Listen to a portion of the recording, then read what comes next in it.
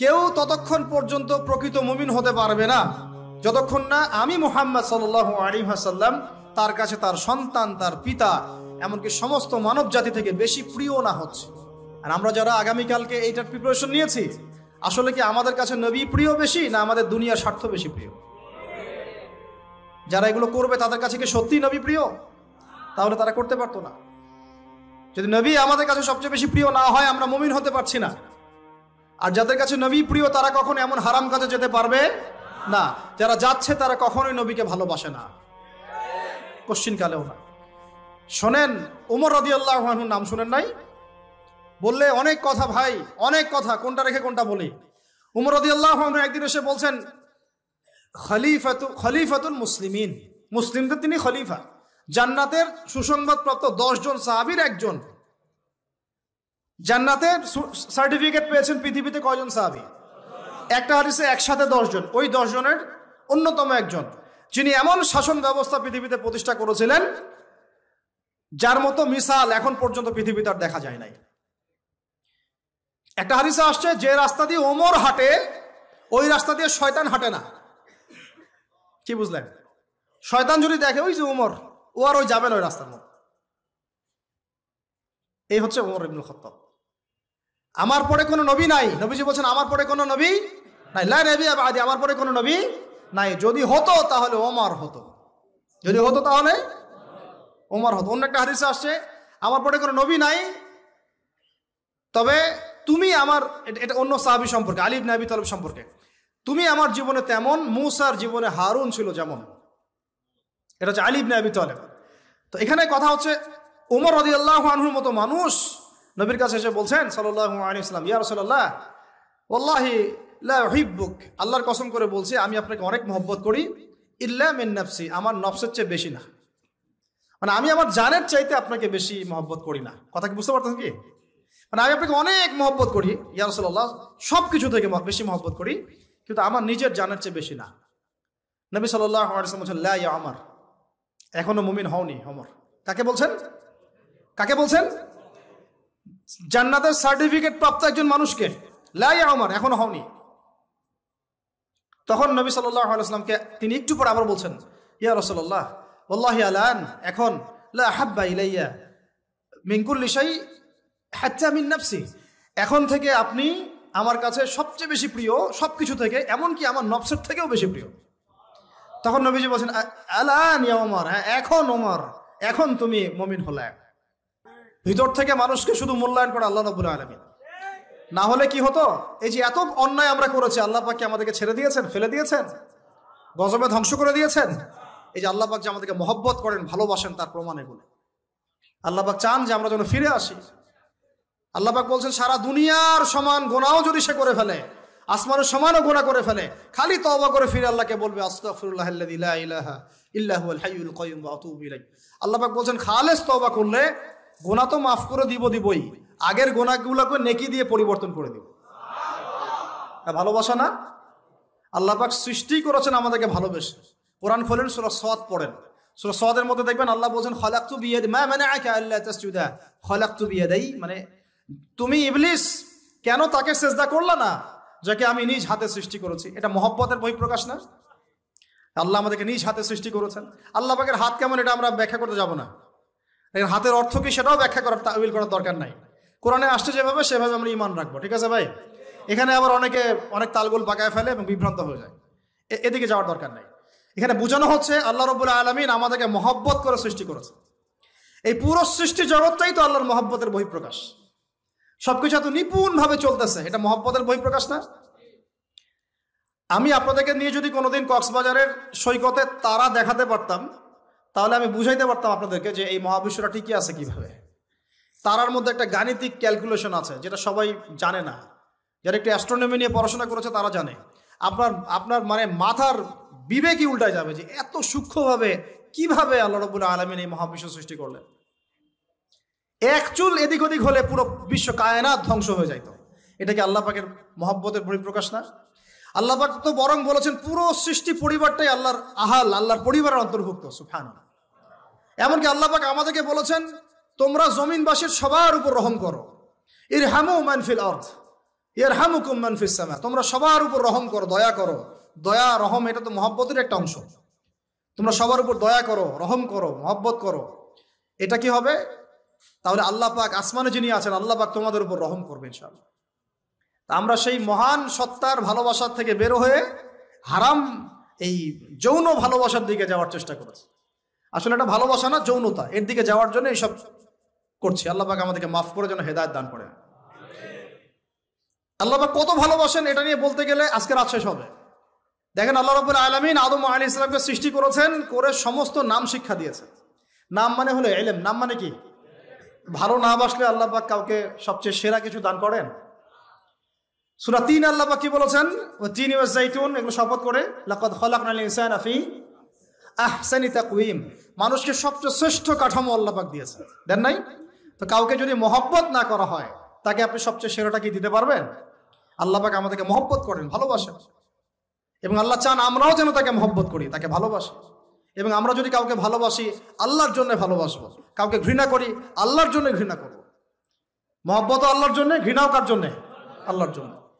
আল্লাহ পাক সমস্ত ইলম শিক্ষা দিলেন, এটা কি ভালোবাসার বহিঃপ্রকাশ না? নূহ আলাইহিস সালামের কওম দীর্ঘদিন আল্লাহর কথা শোনে না, আল্লাহ পাক সবর করলেন, ধৈর্য ধরলেন, গজব দিলেন না, শেষ পর্যায়ে গিয়ে আযাব দিয়েছেন। এই যে আল্লাহ পাক সুযোগ দেন, সময় দেন, এটাকে আল্লাহ পাকের ভালোবাসা, দয়া না? এরকম প্রত্যেকটা কওমের ক্ষেত্রে হয়েছে। আমি তো ফিল করলাম এই ভালোবাসা নিয়ে ঘাটাঘাটি করতে গিয়ে যে আসলে আল্লাহ পাক যে আমাদেরকে সবচেয়ে বেশি মহব্বত করেন তার সবচেয়ে বড় নিদর্শন কি জানেন? আমাদের কাছে আল্লাহ রাব্বুল আলামিন আল কোরআনের মতো কিতাব নাজিল করেছেন, আর আমাদেরকে আল্লাহ পাক নবী মুহাম্মদ সাল্লাল্লাহু আলাইহি ওয়াসাল্লামের উম্মত বানাইছেন। আল্লাহ পাক যে নবী মুহাম্মদ সাল্লাল্লাহু আলাইহি ওয়াসাল্লামকে এই দুনিয়াতে পাঠিয়েছেন না, এটাই সবচেয়ে বড় মহব্বত, সবচেয়ে বড় রহমত। কারণ তার সুন্নতে এমন কিছু নাই যেটা আপনি খুঁজে পাবেন না। আর তিনি আমাদেরকে যে মহব্বত করতেন, মুহাম্মদ সাল্লাল্লাহু আলাইহি ওয়াসাল্লাম আমাদেরকে যে মহব্বত করতেন, তিনি আমাদেরকে বলতেন যে আমরা তার ভাই। আমরা তার কি ভাই? মানে কি মায়ের পেটের ভাই? এটা বোঝানো হয় নাই। একটা হাদিসে তিনি বলেছেন আমি তো পিতৃতুল্য, তার মানে কি সত্যি সত্যি বাবা সন্তানের সম্পর্ক? রুহানি পিতা। তিনি কি ইমাম নন? তিনি ইমাম, তিনি নেতা, তিনি আমাদের শিক্ষক, তিনি নবী।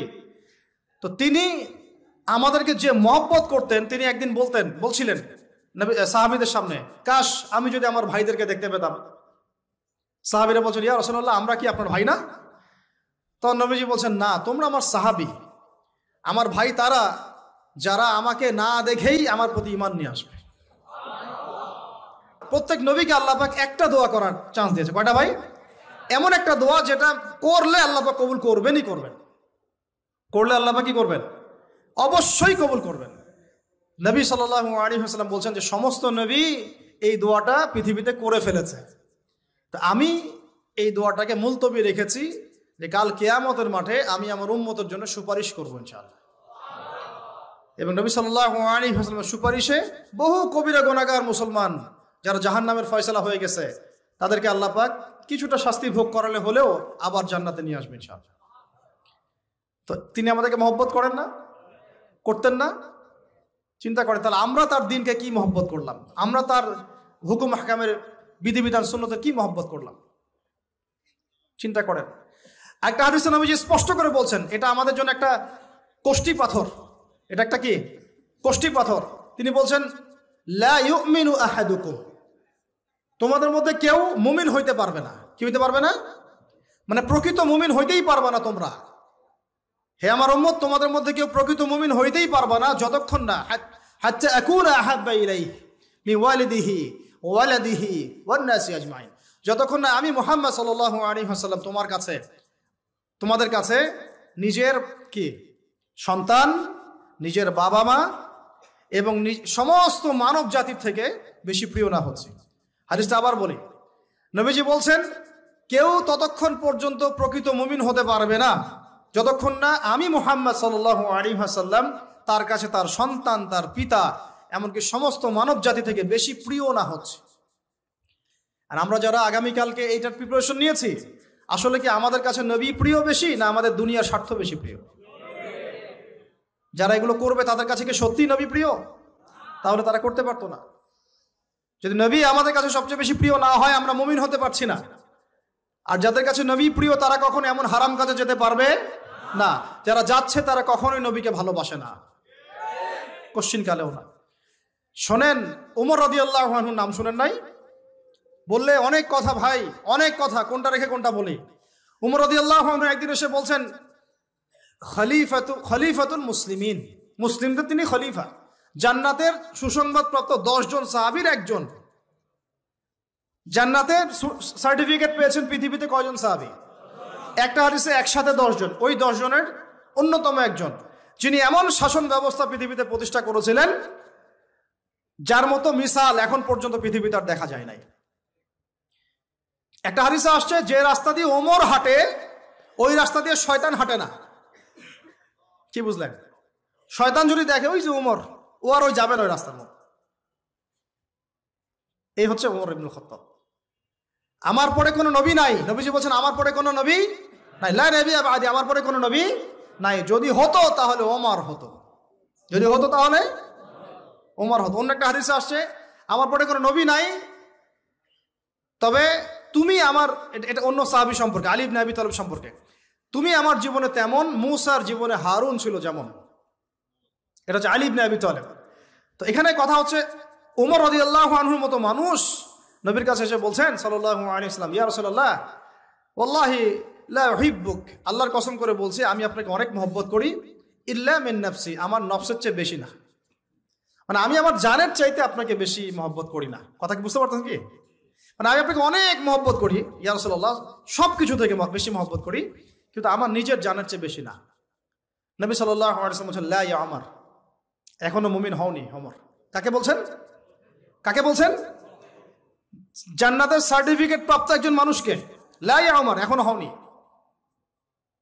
তখন নবী সাল্লাল্লাহু আলাইহি ওয়াসাল্লামকে তিনি একটু পরে আবার বলছেন, ইয়া রাসূলুল্লাহ ওয়াল্লাহি আলান, এখন লা হাব্বা ইলাইয়া মিন কুল্লি শাই হাত্তা মিন নাফসি, এখন থেকে আপনি আমার কাছে সবচেয়ে বেশি প্রিয় সবকিছু থেকে, এমনকি আমার নফসের থেকেও বেশি প্রিয়। তখন নবীজি বলছেন, আলান ইয়া ওমর, হ্যাঁ এখন ওমর, এখন তুমি মুমিন হলে। তাহলে যারা আমরা নবীর সুন্নতের খেলাফ, এইসব অপসংস্কৃতি, নোংরামি, জেনা, ব্যভিচার, কনসার্ট, নাটক, সিনেমা, পরকিয়া, এইসব তথাকথিত ভালোবাসা দিবস, এই জেনা দিবসগুলো পালন করছি, আমরা কি আসলেই নবীকে ভালোবাসি? আমরা কি সত্যি আল্লাহকে ভালোবাসি? আল্লাহ পাক আমাদেরকে বোঝার তৌফিক দান করেন না, জাহিলিয়াত থেকে ফিরে আসার তৌফিক দান করেন। এরকম প্রচুর ঘটনা। ভালোবাসা তো এগুলোর নাম। ভালোবাসা কাকে বলে জানেন? সাহাবীরা বাসায় যেতেন, আবার দৌড় দিয়ে আসতেন নবী সাল্লাল্লাহু আলাইহি ওয়াসাল্লামের চেহারাটা একটু দেখার জন্য। এটা নাম ভালোবাসা।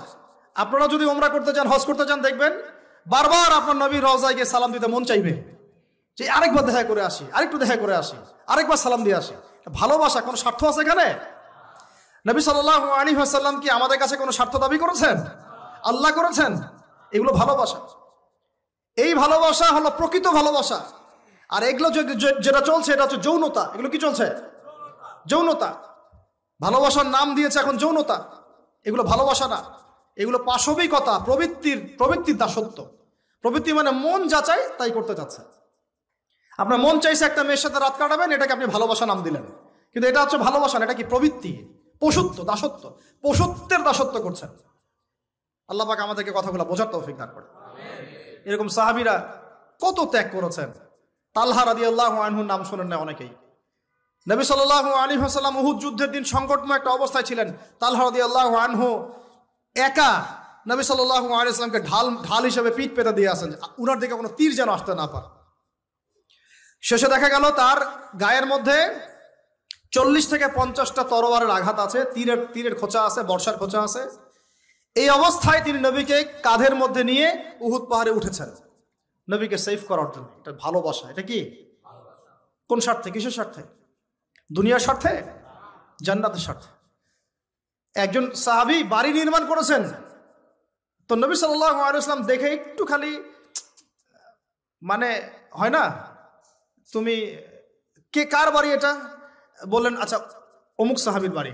নবীজি একটু ভ্রু কুঞ্চিত করলেন, পছন্দ করলেন না, কিছু মুখে বলেন নাই, মুখে কিছু বলেন না, খালি একটু অসন্তুষ্ট হয়েছেন, এক্সপ্রেশন দেখতে বোঝা যাচ্ছে।